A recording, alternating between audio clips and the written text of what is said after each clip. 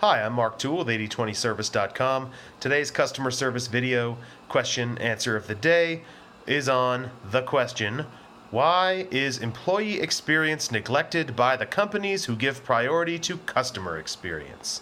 So that's, and for those of you watching on YouTube, this is a question from Quora.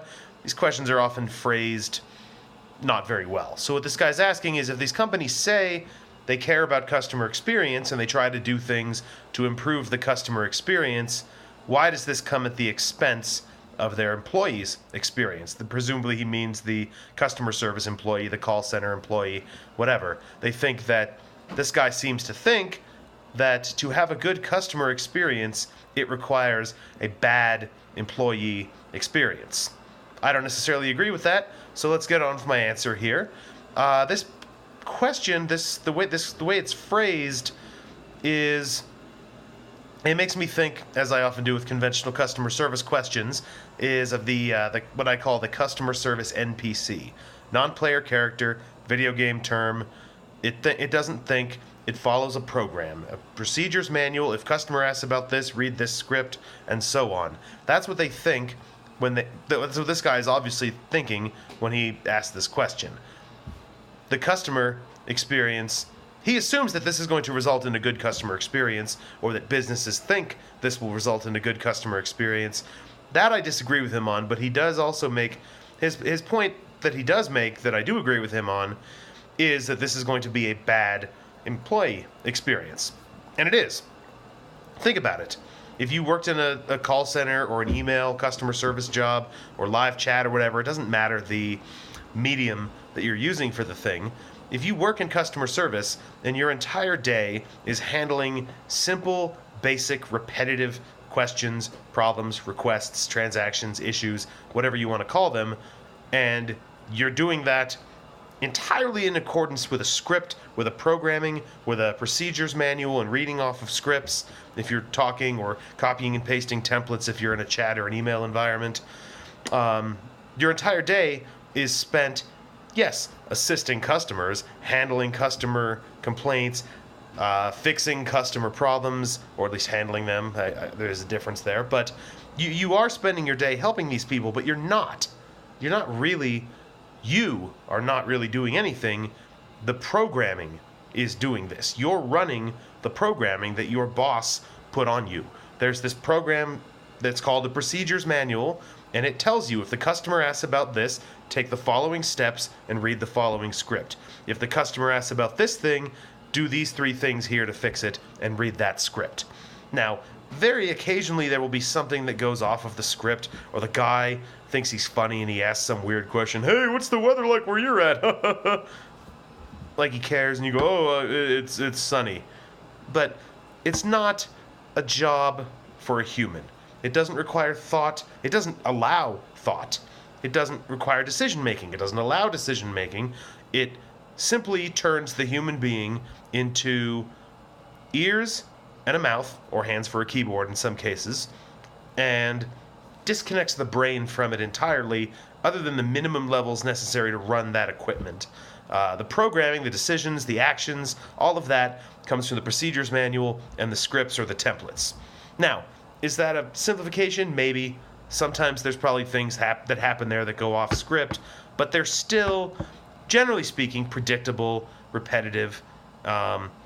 In most cases, they're going to be dealing with a lot of angry and upset people, because we're getting to that. Well, we'll get to why in a second, but they're going to be dealing with a lot of angry and upset people. And by the way, their bosses are watching everything. They've got little headsets and they're listening to everything they say and do, nitpicking over word choices. Entire teams of nerds are hired to nitpick over things, grade them on their quality or whatever you want to call it.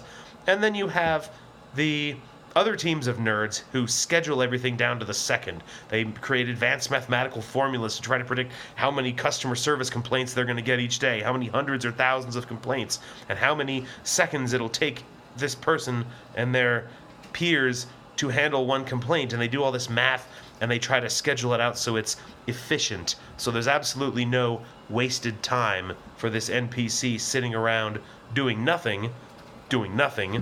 Instead, you can't get that exact, so any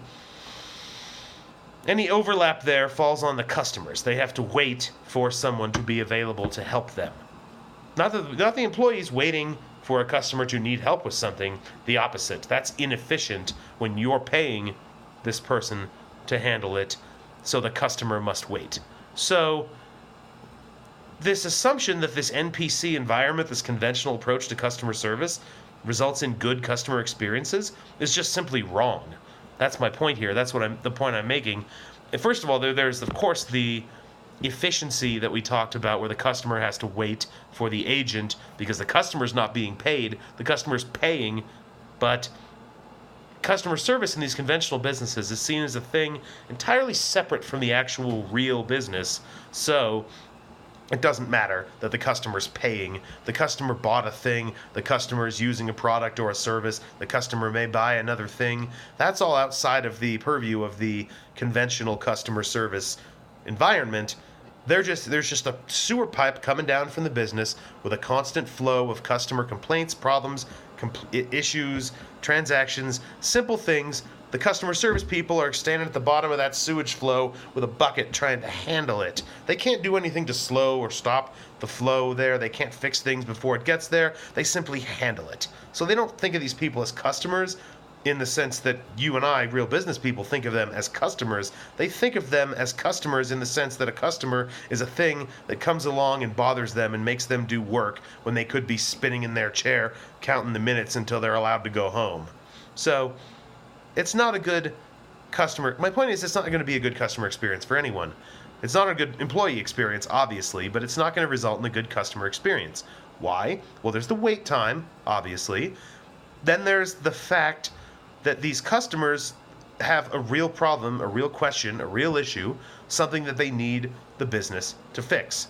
And the business makes no attempt, in many cases, or a very superficial attempt, to anticipate or prevent or fix any of these things before they happen. They just simply assume that customers are going to have problems, and customer service's job is to handle those problems. They never think, we get 4,000 questions about this every day.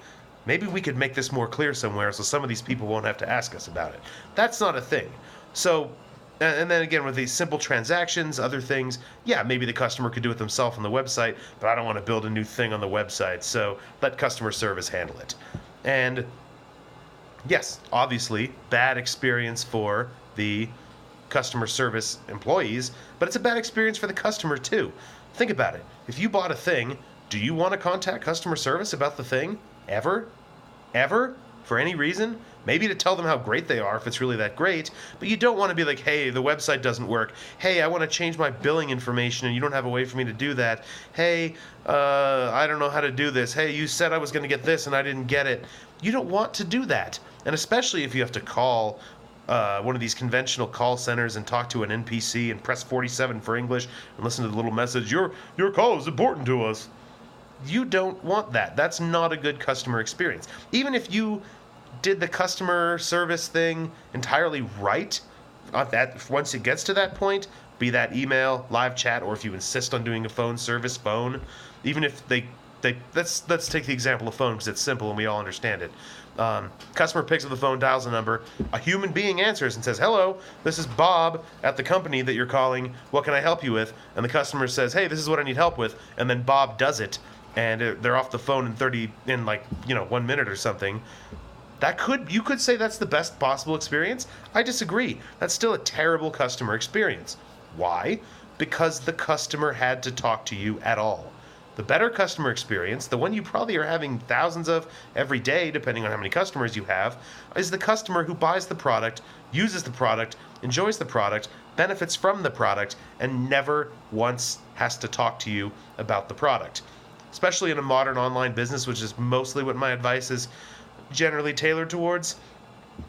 That should be the majority of your customers. And it probably is, but if you're thinking in a narrow customer service silo of things, you're not thinking about that. So, my point is, think about that. Make more customers into that ideal customer, the one that you've never spoken to. Do this by fixing things before they happen, preventing rather than handling customer problems, and above all, keeping things simple. That's what I help businesses with, and it works on every scale, from multi-million-dollar businesses down to simple side hustles. It doesn't need to be as complicated as people like to make it. It really doesn't. Now, that said, the alternative to that, how do you fix this? We've talked about the problem. Don't do the wrong thing. Okay, cool. Don't do the wrong thing. So, yes, you anticipate, you prevent problems before they happen, but what about the things that do still come through? There's still going to be questions, there's still going to be issues, there's still going to be things you didn't anticipate. Sometimes your website's going to break, maybe, depending who your hosting provider is. These things are going to happen, and you're going to need someone to talk to them about it. But you prevent the routine, the repetitive things as much as possible. Those people don't need to contact you. So you don't need a huge call center with hundreds of NPCs plugged into little headsets and a team of nerds analyzing them and timing their piss breaks and all this other stuff. You simply need a few intelligent people who understand the business, understand the products, understand what the customers should be getting, what the customers want to be getting, and can listen and understand what the customer's talking about. Again, I say listen, but it can be email, it can be chat, probably should be email or chat. And then they realize what the customer is asking, and they make a decision, and they make that happen. If it's something they can't personally do themselves, they know who to talk to about it, and they get it done. They're not reading scripts. They're not sitting there hating their lives and going, oh, is it time to leave yet? Oh, I got to piss. I hope Bob's not watching. He's going to time my piss break. No. And they're not constantly overworked to just reply, because there aren't as many questions because you prevented most of the questions. If they're that busy and they're that overworked, get another person. And I say person, not 100 people, because you're not going to get that many complaints when you do things this way. My personal favorite for this, my personal preference is to hire remote workers in the Philippines. They're some of the best people I've ever worked with in this capacity. Very intelligent, very friendly, very hardworking, well-meaning, just great people all around. And for those of us here in the U.S. or the Western markets, very inexpensive compared to hiring someone here. That's what I do. That's what I help businesses with. That's my approach. And you don't need many of these people. I used to run customer service for a well-known blogger, financial publishing company, James Altucher, for those of you who are familiar. Not anymore, not since he sold the business. But I used to run customer service for them, and we did this we had 3 people. We had a guy here in the U.S., and then we had 2 women in the Philippines.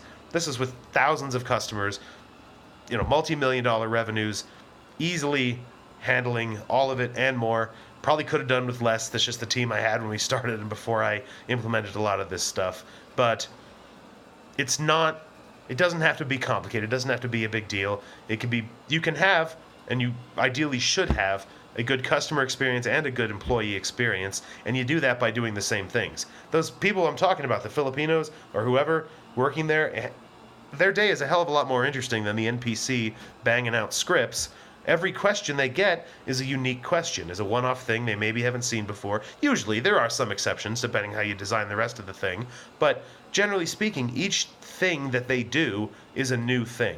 It's something that requires thought, it's something that requires decision-making, and these things are inherently more interesting to a human being in a work environment than running a program, reading a script, banging out repetitive replies, and trying to turn your brain off for 8+ hours a day. So, by doing things right, bottom line here, do things right, you'll have a better customer experience and a better employee experience.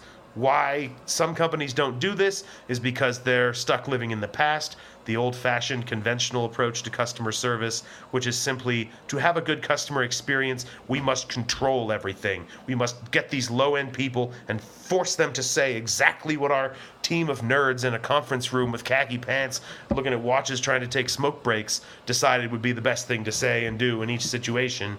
We must make all the decisions for them because they cannot be trusted to do so. And my approach is exactly the opposite.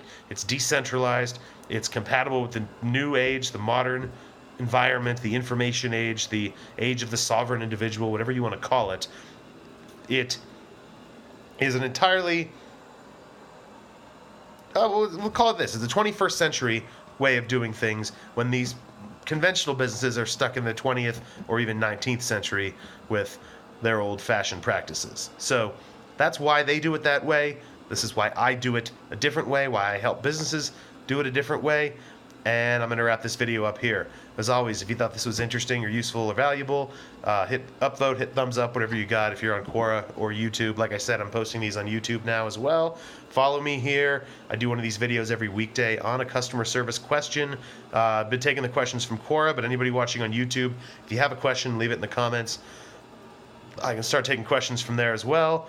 And for more of this, if you need help with this stuff, if this is something you want to read more about, go to my website, 8020service.com. Get on the mailing list. I'll have an update coming very soon with some stuff on this that can help a lot more businesses get this stuff right. So do all of that, and I will be back tomorrow with another video. Thanks.